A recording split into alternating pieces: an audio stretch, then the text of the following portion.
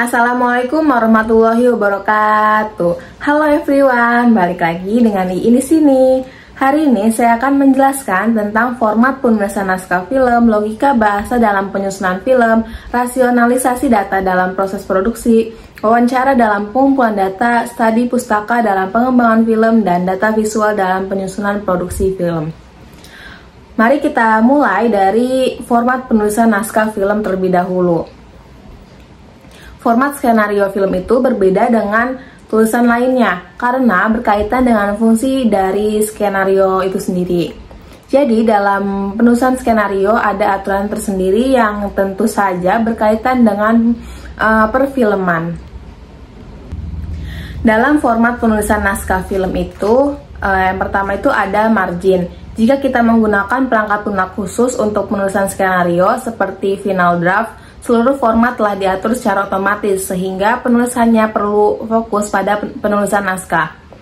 Namun, jika kita menggunakan Microsoft Word, pengaturan margin harus disesuaikan secara manual, yaitu batas atasnya 1 inci, batas bawahnya 1 inci, batas kanan 1 inci, dan batas kirinya 1,5 inci.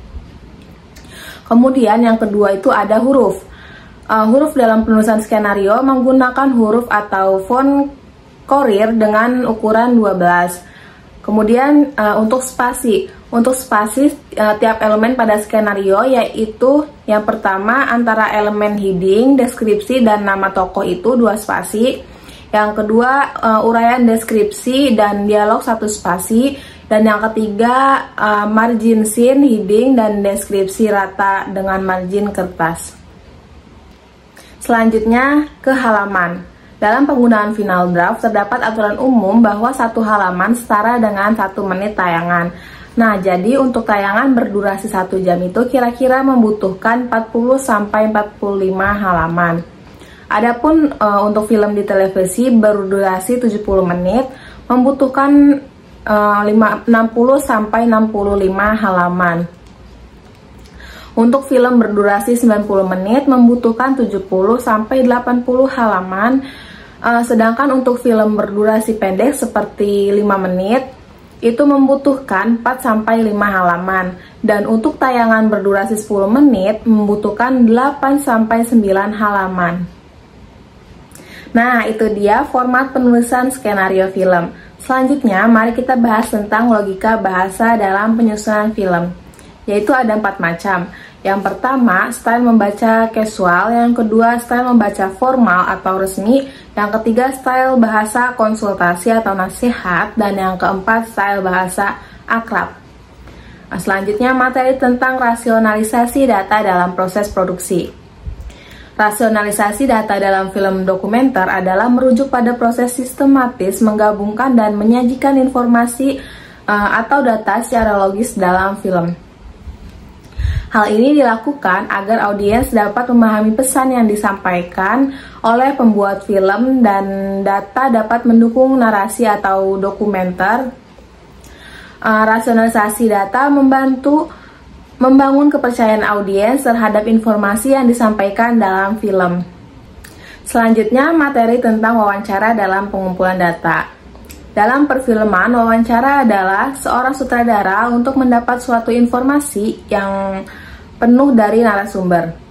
Wawancara terdapat 2 tahap, yaitu tahap awal dan tahap syuting.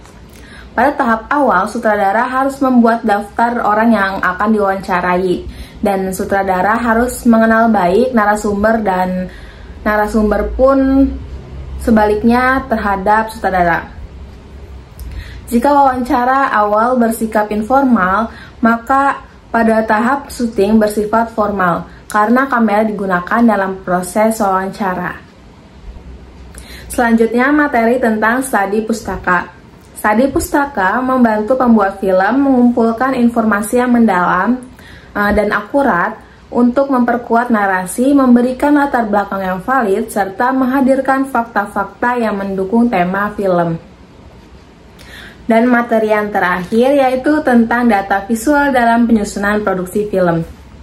Data visual dalam penyusunan produksi film adalah representasi grafis dari informasi yang digunakan untuk mendukung narasi dan memperkuat pesan yang ingin disampaikan. Hal ini mencakup semua elemen visual yang terlihat di layar, mulai dari gambar, warna, komposisi, hingga efek khusus, yang semuanya bekerja sama untuk menciptakan pengalaman sinematik yang mendalam.